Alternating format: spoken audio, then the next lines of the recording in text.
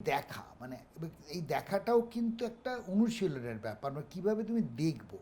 যেমন জন বার্জের একটা বই আছে ওয়েজ অফ সিইং বলে, আমরা যখন প্রথম আমেরিকায় পড়তে গেলাম ওই বইটা আমাদের দেয়া হলো। ওয়েজ অফ সিইং মানে ওটা বেসিক্যালি পেন্টিং নিয়ে, হ্যাঁ, কিন্তু দেখার অনুশীলনটা তুমি দেখতে শিখতে হবে, যেটাকে আমরা বলি নাটক থিয়েটার দেখতেও শিখতে হবে। একদম। যে বাবার পাশে যখন আমি বসে থিয়েটার দেখতাম, একটা কোনো মুহূর্ত বাবা হয়তো বলে উঠলো, মুহূর্তটা দেখলি, সঙ্গে সঙ্গে মুহূর্তটা একবার আমি রিম্যাপ করলাম যে কোন মুহূর্তের কথা বললো, যে মুহূর্তটা দেখলি এটা খুব ইন্টারেস্টিং মুহূর্ত। ফলে ওইগুলো কিন্তু মানে ভেতরে ভেতরে কোথাও থেকে যাচ্ছে একদম। ওই শিক্ষাগুলো।